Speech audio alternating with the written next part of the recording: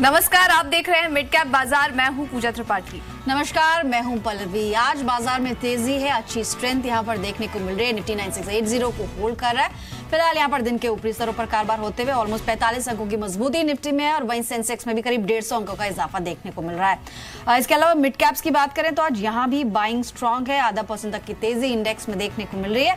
Mid cap के वो share जहां पर अच्छा एक्शन है, बढ़ाते हैं, उन पर नजर डालते हैं। इंडियन बैंक 6.5% ऊपर ट्रेड कर रहा है। इसके अलावा रिलायंस कम्युनिकेशन एक बार फिर से यहां पर बाइंग लौटी है, 4% के गेंस के साथ ट्रेड कर रहा है। खासतौर पर बैंकिंग स्टॉक्स में अच्छी पकड़ है। सेंट्रल बैंक, यूनियन बैंक तमाम मिड कैप बैंक है जहां पर 3% तक की तेजी देखने को मिल रही है। इसके अलावा अगर हम देखें तो आज आईडीबीआई यहां पर भी 2-2.5% की तेजी देखने को मिली है। लेकिन कुछ मिड कैप के काउंटर्स जहां पर गिरावट है उन पर नजर डालें तो पेज इंडस्ट्रीज 2% की गिरावट यहां पर दिख रही है। राजेश एक्सपोर्ट्स 1.5% नीचे। इसके अलावा टाटा ग्लोबल 1.5% कमजोर ट्रेड कर रहा है। इसके अलावा एमआरपीएल यहां पर भी 1.5% तक की कमजोरी देखने को मिल रही है। लेकिन अगर हम सेक्टोरली देखें तो आज बैंक्स और साथ ही रियल एस्टेट ये काफी आज एक्शन में। कुछ पीएसयू बैंक्स आपकी स्क्रीन पर, पीएनबी ऑलमोस्ट 4% ऊपर है। देना बैंक, सिंडिकेट बैंक 3 से 3.5% तक का इजाफा यहां पर देखने को मिल रहा है। रियल्टी की अगर बात करें तो प्रेस्टीज एस्टेट लीड कर रहा है सभी छोटे और मिड कैप काउंटर्स को, ऑलमोस्ट 5-5.5% के गेन्स है। इसके अलावा शोभा लिमिटेड, इनफैक्ट कुछ नंबर्स भी आए थे पूजा शायद शोभा के रियल एस्टेट में ये जो तेजी है की कोई खास वजह? जी, शोभा के नंबर्स आए हैं, काफी अच्छे नंबर्स यहाँ पर बिक्री के फ्रंट पर देखने को मिले हैं। वॉल्यूम्स काफी अच्छे हैं और मैनेजमेंट ने भी जो कमेंट्री, मैनेजमेंट की तरफ से जो कमेंट्री निकल कर आई है वो भी काफी पॉजिटिव दिखाई दे रही है। और इसके अलावा महाराष्ट्र में भी अफोर्डेबल हाउसिंग को लेकर उसको बूस्ट करने के लिए एक कमेटी बनाई गई है। तो ये तमाम कुछ ऐसी खबरें हैं जो कि ओवरऑल रियल एस्टेट के लिए, रियलिटी सेक्टर के लिए काफी पॉजिटिव है, जिसकी वजह से हम देख रहे हैं कि तमाम रियल एस्टेट स्टॉक्स में आज तेजी है। और शोभा को देखिए करीब 4.5% की मजबूती के साथ ये स्टॉक ट्रेड कर रहा है। हमारे साथ पुष्कर राज जुड़ चुके हैं आपके सवालों का जवाब देने के लिए। और अगर आप भी हमसे कुछ सवाल पूछना चाहते हैं तो व्हाट्सएप और फेसबुक के जरिए आप हमसे जुड़ सकते हैं। और इसके अलावा हमारा टोल फ्री नंबर पे भी आप हमें कॉल कर सकते हैं। पहले कॉलर हमारे साथ दिल्ली से जुड़े हैं, मोहित ने हमें कॉल किया है। मोहित नमस्कार। नमस्कार मैम, मेरे पास ओएनजीसी के 150 शेयर्स हैं 195 के प्राइस पे। ये कब तक? और मैं लॉन्ग टर्म के लिए इन्वेस्ट करता हूँ। मैं जानना चाहता हूँ क्या मैं इसको रखूँ या ऐड ऑन करूँ या इससे बाहर निकलूँ? जी पुष्कर, इनका सवाल ओएनजीसी पर है। 195 की इनकी खरीद थी और कमजोरी है इस वक्त स्टॉक में, आज भी करीब 1% की कमजोरी देखने को मिल रही है और इनको भी काफी नुकसान हो रहा है। क्या राय होगी, बने रहे स्टॉक में? जी हाँ, ओएनजीसी की बात करें तो काफी हद तक एक पेरिनियली जिसे कहेंगे डाउन ट्रेंड में चलता हुआ स्टॉक है। और साथ ही साथ इसकी जो डायरेक्ट लिंकिंग है वो क्रूड ऑयल प्राइसेस के साथ है। जो हमने रिसेंटली देखा है, क्रूड ऑयल प्राइसेस भी जो एक बाउंस बैक दिखाया है, वो वाली जो एक बाउंस बैक की रैली थी वो भी काफी हद तक फिजल आउट हो गई है। जैसे हमने देखा है करीब करीब $45 के नीचे अभी फिलहाल क्रूड ऑयल ट्रेड कर रहा है। तो लॉन्ग टर्म की थोड़ी बहुत मेरे को आशंका है कितने हद तक ये ऊपर जा पाएगा। एक पेरिनियली वीक स्टॉक है, तो जब भी मौका लगे अगर एक आध बाउंस बैक आ जाए तो इसमें एग्जिट करना ही लाजमी बनता है। ठीक है, तो यहाँ पर कोई भी तेजी दिखती है तो एग्जिट कर लीजिए। इस बीच एक बार डीमार्ट को देख लीजिए। डीमार्ट में स्ट्रॉन्ग बाइंग आज दिख रही है, 6.5% की मजबूती और इनफैक्ट 900 का जो स्तर है उसे भी आज पार कर लिया है डीमार्ट ने। ऑलरेडी लिस्टिंग बहुत अच्छे गेंस के साथ हुई थी, 100% गेंस इन्वेस्टर्स को मिले। इनफैक्ट पुष्कर आपका कोई कमेंट चाहेंगे? डीमार्ट जब भी इसको देखते हैं, जितने इन्वेस्टर जिनको अलॉटमेंट नहीं मिला था आईपीओ में, उन्हें लगता है कि यार ये मिलना चाहिए था, लेकिन अब इन लेवल्स पे क्या कर सकते हैं? 900 रुपए का भी स्तर इसने पार कर लिया है, अच्छे गेंस दिखा रहा है। अभी इन लेवल्स पे क्या आपको लगता है नई पोजीशन बनाई जा सकती है? ट्रेडिंग के पर्सपेक्टिव से देखिए तो हाँ, बिल्कुल ऊपर में करीब करीब जो एक्स्ट्रापोलेटेड लेवल्स के निकल के आ रही है 930 940 तक की भी लेवल दिख सकती है। लेकिन अगर इन्वेस्टमेंट का परव्यू है तो शायद थोड़ी देर रुकना पड़ेगा। जब एक करेक्शन आएगा, मे बी बीच में जब 850 860 अगर फिर से दिखाई दे तब इसमें इन्वेस्टमेंट के पर्सपेक्टिव से एंट्री कर सकते हैं। चलिए, फोन लाइन पर दर्शक हैं विकास नागपुर से। विकास, गुड आफ्टरनून, बताइए कौन सा शेयर लिया है आपने? मैं विकास बोल रहा हूँ। मैंने गिनी फिलामेंट लिया हुआ है 36 के भाव में। 6 महीने के लिए 6 महीने से मैंने होल्ड करके रखा है और एक से 2 साल में होल्ड कर सकता हूँ। तो ये अच्छा रहेगा 2 साल के लिए? ऐसे अगर नंबर्स दिख रहे हैं तो एकदम लग रहा है कि जस्ट डबल हो गया, लेकिन लॉन्ग रन में क्या आपको मिलेगा मुनाफा इससे कि नहीं, जान लेते हैं एक्सपर्ट से। टेक्सटाइल स्पेस की कंपनी है गिनी फिलामेंट्स, इनकी खरीद काफी अच्छे स्तरों पर है। 36 रुपए पे पुष्कराज जी इन्होंने लिया और 62 का लेवल फिलहाल देखने को मिल रहा है। आज भले ही थोड़ा सा दबाव है इसमें, लेकिन लॉन्ग रन के लिए कैसा काउंटर रह सकता है? क्या थोड़ा समय और देना चाहिए इसे?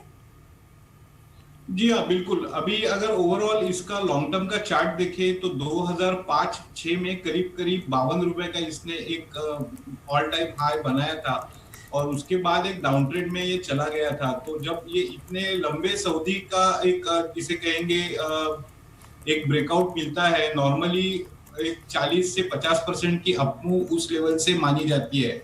तो जो 40% की मूव आएगी करीब 75 के लेवल तक ऊपर आने की आशंका है और मेरे हिसाब से वहां जाने के बाद थोड़ी बहुत प्रॉफिट बुकिंग करना एक जिसे कहेंगे गुड स्ट्रेटेजी होगी, क्योंकि 75-76 के बाद एक आध डीप करेक्शन भी इसमें आ सकता है।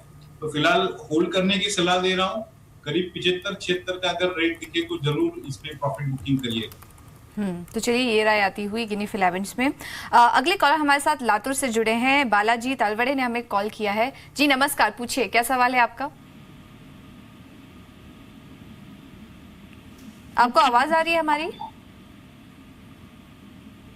चलिए, इनका सवाल है हमारे पास। इनके पास MTNL के शेयर्स हैं, 2000 शेयर्स इन्होंने लिए हैं और 2170 की इनकी खरीद है। लगभग इनकी खरीद के आसपास ही स्टॉक ट्रेड कर रहा है। पुष्कर जी, क्या राय होगी MTNL में आपकी? जी हाँ, ओवरऑल एक शेयर जिसमें कि मोमेंटम ऑल टुगेदर लैकिंग है, तो फिलहाल बहुत ज्यादा मूवमेंट ऊपर या नीचे की तरफ इसमें आने की कोई गुंजाइश नहीं दिख रही। इसके चलते हुए अगर जब भी बाउंस बैक मिले तो उसमें एक एग्जिट करने की मैं सलाह दूंगा। बहुत ज्यादा कुछ अपसाइड या डाउनसाइड अभी फिलहाल शेयर में दिखती नहीं है। ठीक है, थोड़ा समय और दे सकते हैं। MTNL आपकी खरीद के आसपास ही फिलहाल है। एक सवाल हमें भेजा है शिव ने अदानी एंटरप्राइजेस को लेकर। इनकी खरीद है 136 के लेवल्स की, लेकिन क्वांटिटी काफी ले रखी है। पुष्कराज जी, इन्होंने ऑलमोस्ट 10,000 शेयर्स इसके लिए हुए हैं और इनकी खरीद के आसपास ही है। फिलहाल अगर कोई स्ट्रैटेजी बनानी है तो क्या होनी चाहिए? होल्ड ऑन करना है और अगर कोई स्टॉप लॉस भी इसमें रखना चाहिए तो वो क्या होगा? अडानी एंटरप्राइजेस में से अगर देखे तो एक रैशनल अप ट्रेंड में चलता हुआ दिखाई दे रहा है और ऊपर की तरफ जो लक्ष्य निकल के आ रहे हैं वो करीब 150 से लेके 155 के है।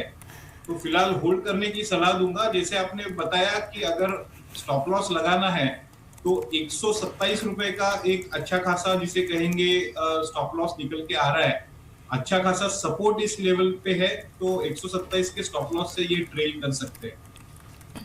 तो चलिए, राजस्थान से भी हमारे साथ कॉलर जुड़े हैं। अरविंद ने हमें कॉल किया है। अरविंद नमस्कार जी। उनसे भी शायद संपर्क नहीं हो पा रहा है। हेलो जी। जी पूछिए अपना सवाल। मैम नमस्कार। नमस्कार, पूछिए। मैम आज मैंने वेंकी खरीदा इंट्राडे में 2390 पे। इंट्राडे में लिया है आपने? अच्छा, हाँ जी। कब तक होल्ड कर सकते हैं? 2 दिन से तो वैसे ही चल रहा था, काफी ज्यादा से बात भी करी थी तो हाँ। काफी ऊपर ले लिया इन्होंने। जी, काफी ज्यादा चल चुका है ये। आपने कब तक होल्ड कर सकते हैं आप इसे? इंट्राडे में ही कर सकता हूँ मैं। कोई ऐसा स्टॉप लॉस बताइए इसका है तो। इंट्राडे के लिहाज से शॉर्ट करना चाहिए था मेरे ख्याल से। चलिए, खैर एक्सपर्ट से पूछ लीजिए आप। पुष्कर जी, इनके पास वेंकीज के शेयर्स हैं, इन्होंने इंट्राडे के ही लिहाज से लिया है। क्या राय देंगे? कुछ स्टॉप लॉस वगैरह टारगेट कुछ सजेस्ट करेंगे आप? जी हाँ, ये एक्चुअली काफी ओवरबॉट स्टॉक अभी फिलहाल दिखाई दे रहा है और मेरे हिसाब से अभी फिलहाल एग्जिट करना ही बनता है। बहुत ज्यादा आशंका है कि ये करीब 4 या 5% की मूवमेंट नीचे दिखा सकता है करंट लेवल से भी। तो मेरी सलाह तो एग्जिट की ही होगी, क्योंकि ये इंट्राडे है। लॉन्गर टर्म की भी अगर बात करें तो बहुत ज्यादा इसमें कुछ अपसाइड अभी बची है ऐसे नहीं लग रहा है। जो RSI है करीब 85 या 90 के लेवल पे डेली RSI है, तो ये एक काफी डेंजरस सिचुएशन है, ये मैं मानता हूँ। तो एक्सपर्ट की राय भी यही है कि यहाँ पर एग्जिट करना चाहिए, क्योंकि कोई भी शेयर जब आप चुनते हैं ये देख लीजिए कि उसका अब तक का परफॉर्मेंस कैसा है। ये ऑलरेडी अपने साल के ऊपरी स्तरों पर है, ऐसे में आपने बहुत महंगी खरीद की है, आपके भाव के नजदीक आता है, एग्जिट कीजिए। 2480 का तो इसने हाई ही लगाया था। फोन लाइन पर हमारे साथ अब हरप्रीत है अंबाला से। हरप्रीत जी गुड आफ्टरनून, बताइए कौन सा शेयर लिया आपने? भावेश जी सुन पा रहे हैं आप? इनफैक्ट भावेश ने भी हमें सवाल भेजा है सिंटेक्स को लेकर ही। इनके पास 24 रुपए 90 पैसे की खरीद है, 2-3 रुपए का फर्क है। क्वांटिटी बहुत ज्यादा नहीं है, आज अच्छी तेजी दिख रही है, ऑलमोस्ट 1.25% की तेजी यहाँ पर देखने को मिल रही है। इनफैक्ट जो दोनों दर्शक है हरप्रीत और साथ ही भावेश, सिंटेक्स में इनकी खरीद है लेकिन अलग अलग लेवल्स पे है। इन स्तरों पर अभी क्या स्ट्रैटेजी होनी चाहिए पुष्कराज जी? सिंटेक्स एक पूरा साइडवेज बैंड में ही फिलहाल चलते आ रहा है जब से ये डीमर्ज हुआ है, और जब तक कि इसका जो दूसरा पार्ट है वो लिस्ट नहीं होता तब तक ये साइडवेज रहने की ही उम्मीद है। इसे कहते हैं सम ऑफ पार्ट्स। उसके हिसाब से देखा जाए तो एक ट्रेंडिंग बैंड जो है ये नीचे की तरफ करीब 23 की लेवल दिखाता है और ऊपर की तरफ करीब करीब 29 की है। तो इसी ट्रेडिंग बैंड में फिलहाल चल रहा है, और जब तक कि इसका दूसरा पार्ट एक्चुअल लिस्ट नहीं होता उस हिसाब से इसकी एक वैल्यूएशन भी बैठती नहीं है। मेरी सलाह होगी कि विद इन द बैंड अगर 29 के लेवल के नजदीक आए तो प्रॉफिट बुकिंग करना चाहिए, और नीचे की तरफ अगर खरीदना है तो करीब 25 में खरीद के 23 का एक स्टॉप लॉस रखना लाजमी बनता है। तो 29 के लेवल्स पर अगर आए तो मुनाफा प्रॉफिट बुक करने की राय होगी सिंटेक्स में। अगले कॉलर हमारे साथ वाराणसी से जुड़े हैं अवनीश। अवनीश नमस्कार। नमस्ते मैम जी पूछिए, क्या कौन सा स्टॉक है आपके पास? मैम एक्चुअली मेरे पास 2 स्टॉक्स हैं। एक कैडिला है 533 पे 150 शेयर्स है, और मेरे पास एक ल्यूपिन आज लिया है 1104 पे 100 शेयर्स। दूसरा स्टॉक आपने कौन सा बताया? Lupin ma'am. ल्यूपिन दोनों ही फार्मा स्पेस से आपने लिए हैं। ल्यूपिन आपने किस भाव पे लिया था? 1104 और कैडिला 533। ओके चलिए पुष्कराज जी, इनके पास दोनों ही फार्मा स्पेस के स्टॉक्स हैं, कैडिला और ल्यूपिन। कैडिला में जो इनकी खरीद है वो 533 के आसपास की है, ल्यूपिन में 1104 के आसपास इन्होंने खरीद की है। क्या राय होगी? कैडिला में तो इनको मुनाफा हो रहा है। जी हाँ, ओवरऑल अगर दोनों फार्मा स्पेस की बात करें तो विद इन फार्मा स्पेस भी कैडिला और लुपिन की जो चाल है काफी हद तक एक दूसरे के ऑपोजिट रही है, और कैडिला में मैं मानता हूं कि थोड़ी बहुत एक टॉपिश पैटर्न फिलहाल दिखाई दे रही है, जिसके चलते हुए नीचे की तरफ 475-480 तक भी आने की उम्मीद है। तो थोड़ी बहुत यहाँ पे प्रॉफिट बुकिंग करना लाजमी बनता है। साथ ही साथ जो लुपिन है काफी हद तक बीटन डाउन है, और अगर थोड़ा बहुत मीडियम दौरे से देखे तो करीब करीब ऊपर में 1250-1300 तक की लेवल दिखाई दे सकती है। तो एक पॉजिटिव बैंड से लुपिन में जा सकते हैं, और साथ ही साथ कैडिला में थोड़ी बहुत प्रॉफिट बुकिंग करने की मैं सलाह दूंगा। तो चलिए, ल्यूपिन और कैडिला दोनों में आपको राय दी जा चुकी है। एक मैसेज भी आया है हमें, और फार्मा स्पेस का ही शेयर इनके पास है। आरके सचदेवा जानना चाहते हैं एरिस लाइफ साइंसेस को लेकर। इनकी खरीद 600 रुपए की है, फिलहाल 607 का सर दिख रहा है, ऑलमोस्ट 1% की बढ़त है। One of the recent listings में से है। क्या सजेशन रहेगा मिस्टर पुष्कराज जी, इसके लिए क्या कर सकते हैं इस लेवल्स पे अभी? ये काफी हद तक एक नई लिस्टिंग है, तो अगर हम चार्ट की बात करें तो काफी लेस डेटा अवेलेबल है जिसके बेसिस पे हम कोई राय दे। लेकिन जो अभी तक का ट्रेडिंग हुआ है उसमें करीब 625 में एक थोड़ा बहुत रेजिस्टेंस दिखाई देता है। आइडियली ऐसे सिनेरियो में जब भी ये हाई लेवल्स तोड़े तो इसमें बाइंग करने की हम सलाह देते हैं। एरिस लाइफ साइंसेज एक हाई भी आया है और आज 1.5% की मजबूती के साथ ये स्टॉक ट्रेड कर रहा है। चलिए अगले कॉलर से भी जुड़ लेते हैं। पालनपुर से हमें कॉल किया है पटेल भरत ने। भरत जी पूछिए, क्या सवाल है आपका? मैंने कोलका पाटिल बाय किया है 190 पे ओके 300 से, तो अब मुझे क्या शॉर्ट टाइम के लिए? शॉर्ट टर्म के लिए लिया आपने? हाँ शॉर्ट टाइम। दूसरा है HFCL 2000 कॉन्ट्रैक्ट के लिए 17 रुपये को भाव। दूसरा सवाल आपका HSIL पे है? HFCL ठीक है, हिमाचल फ्यूचरिस्टिक शायद ये कह रहे हैं। हिमाचल जी जी ओ जी जी ठीक है। पुष्कराज जी इनके पास लॉन्ग टाइम के लिए ओके। पुष्कराज जी इनके पास 2 शेयर्स हैं, एक तो इनके पास HFCL है और कोल्टे पाटिल पर इनका सवाल है। कोल्टे पाटिल दोनों ही स्टॉक में ये लॉन्ग टर्म के लिए होल्ड कर सकते हैं, और कोल्टे पाटिल में तो खैर आज अच्छी तेजी भी है, लेकिन HFCL आज हल्की कमजोरी के साथ आज कारोबार कर रहे हैं। दोनों ही शेयरों पर क्या राय देंगे आप? कोल्टे पाटिल की बात करें तो रियल एस्टेट पैक में एक अच्छा खासा मूवमेंट देने वाला शेयर है, और रियल एस्टेट काफी हद तक लॉन्ग टर्म में बॉटम आउट हो गया है ऐसे हमें लगता है। इसके चलते हुए कोल्टे पाटिल होल्ड करने की मैं सलाह दूंगा। करंट लेवल से करीब करीब 12 से 15% की मूवमेंट अगले करीब 3 से 6 महीने के बीच में इसमें आ सकती है। और HFCL की बात करें तो काफी हद तक एक बीटन डाउन स्टॉक है और साथ ही साथ इसमें काफी हद तक लो वॉल्यूम्स की मूवमेंट होती है, तो मेरी तो सलाह इसको अवॉइड करने की होगी। बहुत ज्यादा गुंजाइश अपसाइड या डाउनसाइड में अभी फिलहाल HFCL में नहीं दिखेगी।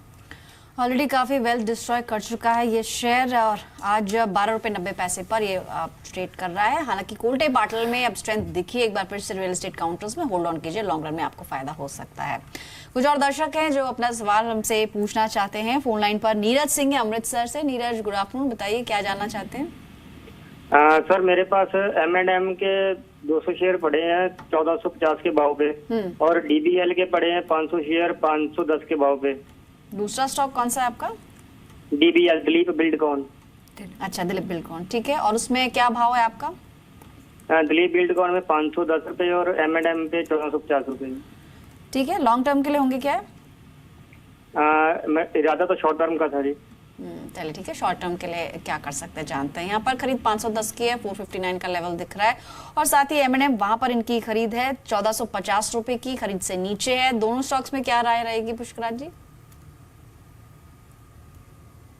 विद इन द जिसे कहेंगे बेलवेदर स्टॉक बिलोंग करता है और साथ ही साथ एक रैशनल अपट्रेंड में भी चल रहा है अप्रैल मई के मंथ से, तो इसमें तो मैं 1325 के स्टॉप लॉस से होल्ड करने की सलाह दूंगा। 1450 तक की लेवल तो मेरे हिसाब से आराम से दिखाई देगी। साथ ही साथ ऊपर में करीब 1600-1650 तक की भी लेवल दिखाई दे सकती है, तो 3 या 6 महीने की बात करें तो शॉर्ट टर्म में होल्ड कर सकते हैं। DBL की ओवरऑल जो सिचुएशन है काफी हद तक जिसे कहते हैं ब्लड प्रेशर अभी खराब है और साथ ही साथ नीचे की जो लेवल निकल के आ रही है करीब 410-400 की है, तो करंट लेवल से भी आप मान के चल सकते हैं 12 या 15% की करेक्शन इसमें आ सकती है। फिलहाल होल्ड करने की सलाह मैं नहीं दूंगा। जब भी बाउंस बैक आता है 470-475 तब इसमें से एग्जिट करना ही लाजमी बनता है। तो दिलीप बिल्डकॉन में अगर कोई बाउंस बैक आता है तो एग्जिट कर लें और M&M में बने रहने की राय होगी। यहाँ पर आपको 1400 तक के लेवल्स भी देखने को मिल सकते हैं। चलिए अगला सवाल हम ले लेते हैं। हमें कोलकाता से एक मैसेज आया है, मुकेश ने हमें मैसेज किया है। इनके पास AB फैशन के शेयर्स हैं, आदित्य बिरला फैशन के शेयर्स हैं। 300 शेयर्स इन्होंने लिए हैं 151 के भाव पर और काफ़ी अच्छा मुनाफा इनको यहाँ हो रहा है और आदित्य बिरला फैशन भी करीब 2% की मजबूती के साथ ट्रेड कर रहा है। पुष्कराज जी, क्या राय होगी आदित्य बिरला फैशन में आपकी? इसमें मेरे हिसाब से एक पार्शियल प्रॉफिट बुकिंग करनी चाहिए। जो प्रॉफिट आ रहा है वो कहीं ना कहीं बुक करना है, तो मेरे हिसाब से लग रहा है कि एक एक्स्ट्रापोलेटेड लेवल्स पे अभी आ चुका है और प्रॉफिट बुकिंग करना ही लाजमी बनता है। चलिए, AB फैशन पे आपको राय दी गई है, फिलहाल होल्ड ऑन करना होगा। लेकिन GST पर M&M की यहाँ पर एक कॉन कॉल चल रही है, आइए सीधे वहां चलते हैं। Most 5 to 7 days worth of billing in a 13-week quarter. So it's not like it's a measure on a quarter basis. If you look at a month basis, perhaps it could be significant. On a quarter basis, it may not be significant because we are talking less than a week on a 13-week quarter. Sure. Also, sir, any clarity that has come about on the used car taxation? Because there's some bit that was clarified in terms of the difference of the amount to be taxed at 43%. Any further bit that you've heard, and how will that impact your used car business, sir? Okay, so we have communicated this concern to the government or to the council because the used car taxes for organized sector do go up significantly compared to what it was pre-GST because on a 1 lakh value addition, for example, the tax could be as high as 43,000 as opposed to on an average about 12,000-13,000 pre-GST. So that's a significant increase in taxes.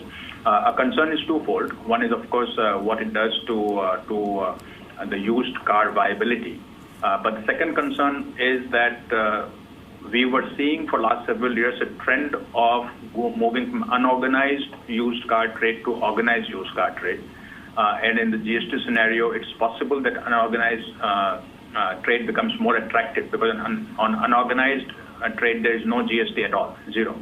And therefore P2P selling of car would lead to a significant saving for that in the transaction.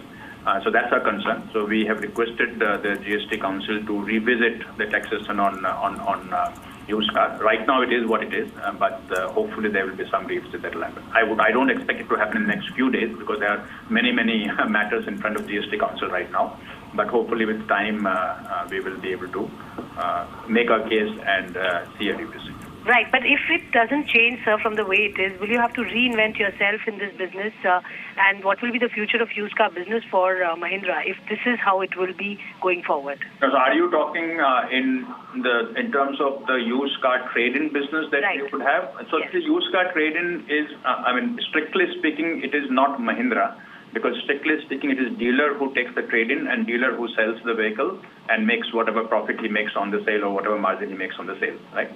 So what will happen now is that the taxation having gone up, it is possible that the price of used cars bought from a dealer or any organized player for that matter would be slightly higher than what it was earlier.